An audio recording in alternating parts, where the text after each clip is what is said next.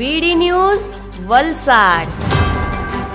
ધરમપુરમાં Vapi Shamlaji national 56 પર પડેલા ખાડાઓમાં વૃક્ષારોપણ કરી ખાડાઓની પૂજા કરી આદિવાસી આગેવાન કલ્પેશ પટેલ તથા તેમની ટીમ દ્વારા રોડ માર્ગના ખખડેલા વિકાસનો વિરોધ કરવામાં આવ્યો હતો।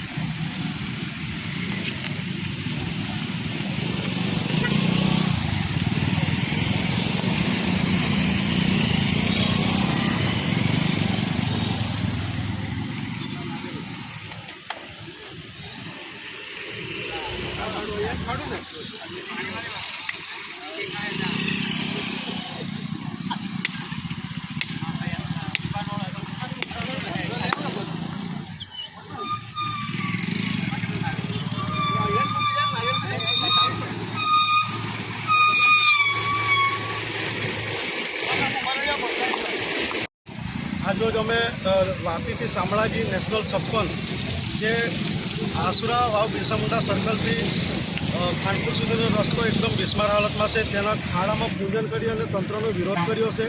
આજે ફક્ત ખાડાની પૂજન જ કરી છે, પરંતુ આવનાર દિવસમાં જો આ ખાડાનું યોગ્ય મરામત ન કરવામાં આવી તો રસ્તા રોકો આંદોલન પણ કરીશું, કારણ કે ગઈ વખતેની સામાન્ય સભામાં રજૂઆત કરી હતી કે એનો તાત્કાલિક નિકાલ કરવો જોઈએ, પરંતુ ક્યાંક ને ક્યાંક ગયા વર્ષે 22.5 કરોડનો રોડ કરવડથી ખાનપુર સુધીનો બનાવવામાં આવેલો અને ત્યારે પણ અમે લેખિતમાં ફરિયાદ કરેલી કે રસ્તાનું કામ બોગસ થયું છે।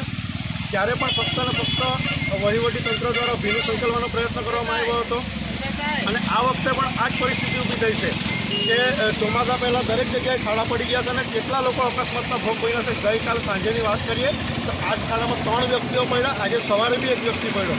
એટલે ફક્ત આજે અમે તંત્રને ચેતવણી આપી રહ્યા છે કે તાત્કાલિક યોગ્ય ખાડાનું નિરાકરણ કરો, નહીં તો આવનાર સમયમાં રસ્તા રોકો આંદોલન કરીશું। અહીંયા સ્થાનિકોને કેવું છે કે ખાડાનું પુરાણ તો કરવામાં આવી રહ્યું છે, પણ ખાડાનું જે પુરાણ કરવામાં આવે છે એમાં ફક્ત ધરાવર કે જીએસટી નાખી દેવામાં આવે છે, તો ખાડા તો કોણ નાશે? ફક્ત ને ફક્ત લોલીપોપ આપવાની વાત કરે છે।